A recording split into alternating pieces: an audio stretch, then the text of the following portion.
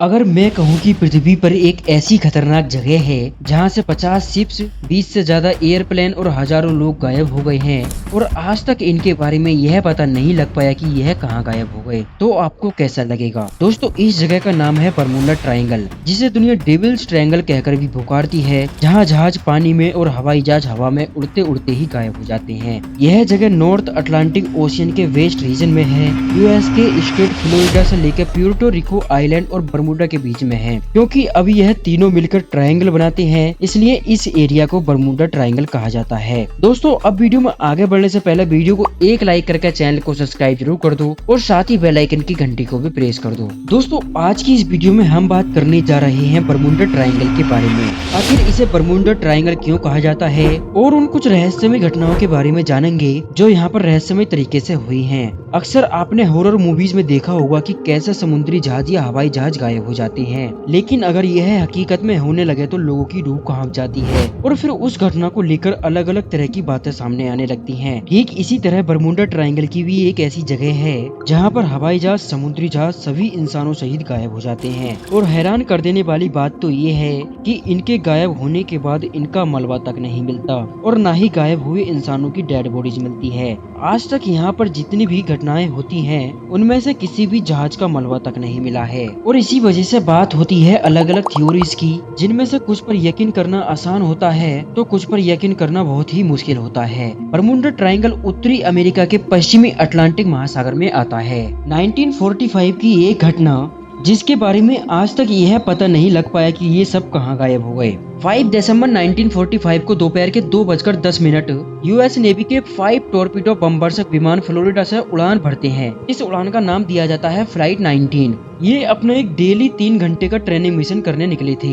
यह कोई एक स्पेशल उड़ान नहीं थी, ये तो बस अपना डेली नियमित ट्रेनिंग मिशन के लिए उड़ान भर रहे थे। फ्लाइट में 14 क्रू मेंबर्स हैं, जिनको लीड कर रहे थे एक फ्लाइट लीडर। ये एक बहुत ही एक्सपीरियंस पायलट है और वॉर वेटेरियर भी। ये 5 प्लेन उड़ान भर के ईस्ट की डायरेक्शन में फ्लाई करते हैं फ्लोरिडा से। उस टाइम सब कुछ नॉर्मल था और मौसम काफी साफ था, लेकिन उड़ान भरने के करीब 2 घंटे बाद इनके लीडर रिपोर्ट करते हैं कि अचानक से कंपास में प्रॉब्लम आ रही है। इनका कंपास काम करना बंद कर देता है। ये 5 प्लेन उड़ान भर के ईस्ट की डायरेक्शन में फ्लाई करते हैं फ्लोरिडा से। उस टाइम सब कुछ नॉर्मल था और मौसम काफी साफ था, लेकिन उड़ान भरने के करीब 2 घंटे बाद इनके लीडर रिपोर्ट करते हैं कि अचानक से इनके कंपास में प्रॉब्लम आ रही है और इनका कंपास काम करना बंद कर देता है।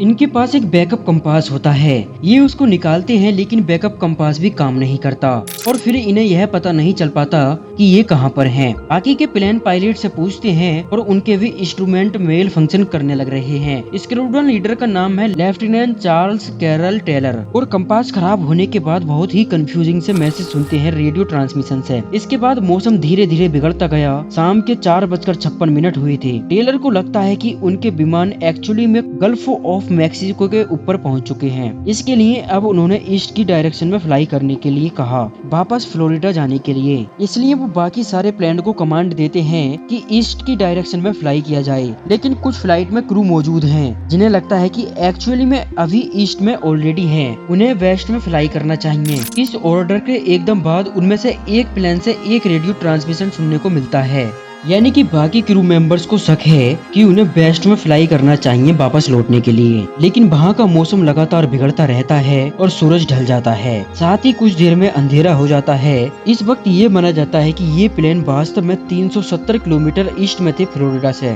शाम के 7:40 पर ट्रेलर की तरफ से आखिरी रेडियो ट्रांसमिशन आता है और इसके बाद ये पांचों का पांचों प्लेन हमेशा के लिए गायब हो जाते हैं और आज तक इन प्लेन के बारे में यह पता नहीं लग पाया कि यह कहाँ गायब हो गए। फ्लाइट 19 के गायब होने के बाद एक search and rescue mariner aircraft take off करता है। इसमें 13 क्रू मेंबर्स मौजूद थे। इस फ्लाइट का मिशन था फ्लाइट 19 को ढूंढना। यह ढूंढने निकलता है और ये भी गायब हो जाता है। पहले फ्लाइट 19 के 14 लोग गायब और अब इस Mariner search and rescue aircraft के 13 लोग गायब। इसके बाद कई दिनों तक एक बहुत ही बड़ा air and sea search operation बुलाया जाता है, जो उस समय का सबसे बड़ा लार्जेस्ट सर्च ऑपरेशन इन दोनों फ्लाइट्स को ढूंढने के लिए निकलता है। लेकिन इन दोनों फ्लाइट का कुछ पता नहीं चलता। सबसे बड़ी दिलचस्प बात तो ये है कि ना तो कोई बॉडी मिलती है किसी इंसान की, न ही एयरक्राफ्ट का कोई टूटा हुआ हिस्सा मिलता है। 1888 में एक शिप जिसका नाम था एलन ऑस्टिन, ये इंग्लैंड से न्यूयॉर्क जाने के लिए निकलता है।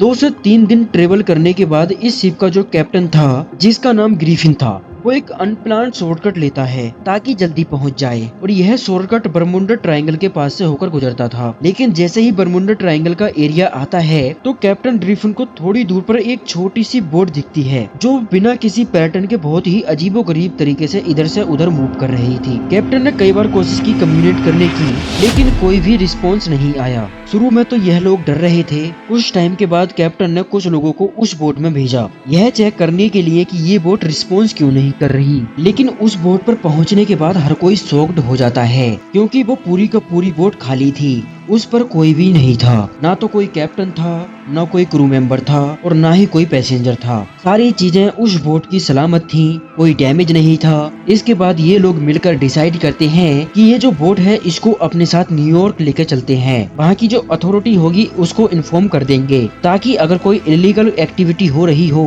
तो उसको ट्रैक किया जा सके। अब जब यह लोग बोट को अपने साथ न्यूयॉर्क की तरफ लेकर चलते हैं तो एक बहुत ही भारी तूफान आता है और कुछ देर के लिए जो बोट थी वो गायब हो जाती है। और जैसे ही वो तूफान शांत होता है फिर से यह बोट दिख जाती है। लेकिन हर कोई इस बोट को देखकर हैरान हो जाता है, क्योंकि जितने भी लोग इस बोट को न्यूयॉर्क लेकर जा रहे थे सारे के सारे गायब हो जाते हैं और जो बोट थी उसको कुछ भी नहीं होता। इसके बाद ये लोग बोट को वहीं पर छोड़ देते हैं और न्यूयॉर्क निकल जाते हैं। और नेक्स्ट डे हर तरफ यह कहानी फैल जाती है। एक और बोट थी जिसका नाम था मैरी सेलेस्ट। इसे 7 नवंबर 1872 को न्यूयॉर्क से इटली के लिए रवाना होना था। और ये जो शिप थी इसमें भी बहुत सारे लोग सवार थे। लेकिन जब ये शिप बरमुडा ट्रायंगल के पास पहुंचता है तो उसके थोड़ी देर बाद ही ये गायब हो जाता है। इस शिप को रिसर्च टीम के द्वारा बहुत ढूंढा जाता है, लेकिन करीब 1 महीने बाद 4 दिसंबर 1872 को ये शिप तैरता हुआ मिलता है। यहाँ तक कि डिनर टेबल पर खाना ऐसा का ऐसा ही रखा मिला था। खाने की जो प्लेट थी वो भी एज इट इज पड़ी हुई थी, लेकिन कैप्टन,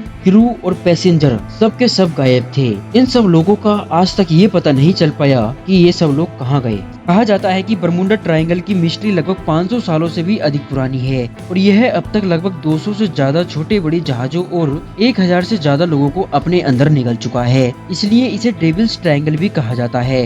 बरमुडा ट्रायंगल का ये एरिया लगभग 5 लाख स्क्वायर फीट में फैला हुआ है। बरमुडा ट्रायंगल के बारे में सबसे पहले 1492 में क्रिस्टोफर कोलंबस ने बताया था। कोलंबस समुद्र के रास्ते नई दुनिया की खोज में निकले थे। उन्होंने बताया कि जब वो इस एरिया में निकल रहे थे तो उनका कंपास अचानक काम करना बंद कर देता है और एक रात जब उन्होंने अपने जहाज से बाहर आसमान की तरफ देखा, उन्हें एक बहुत ही बड़ी अजीब सी रोशनी दिखाई दी। एक स्ट्रेंज लाइट जो आग के गोले जैसी दिख रही थी और वो आग का गोला इन्हें आसमान में दिखा नीचे समुद्र में गिरता हुआ। यहाँ से शुरू होती है एक मिस्ट्री और आने वाली सदियों में इसे कई नाम दिए गए। The graveyard of the Atlantic, the sea of doom Sargasso graveyard. ये ऐसे नाम थे जिन्हें 18th और 19th सेंचुरीज में इस्तेमाल किया जाता था। लेकिन जो बरमुडा ट्रायंगल नाम था इसे पहली बार एक्चुअली में सिर्फ 1964 में ही इस्तेमाल किया गया। ऑस्ट्रेलियन साइंटिस्ट डॉक्टर कार्ल क्रूजन निकी कहते हैं कि बरमुडा की मिस्ट्री सॉल्व हो ही नहीं सकती, क्योंकि यहाँ कोई मिस्ट्री है ही नहीं। वो कहते हैं कि ये एरिया अमेरिका के करीब है जहाँ हाई नेवल ट्रैफिक होता है और यहाँ से जितनी शिप्स गुजरती हैं उस हिसाब से यहाँ कुछ एक्सीडेंट होना, कुछ शिप्स डिसअपीयर होना स्वाभाविक है।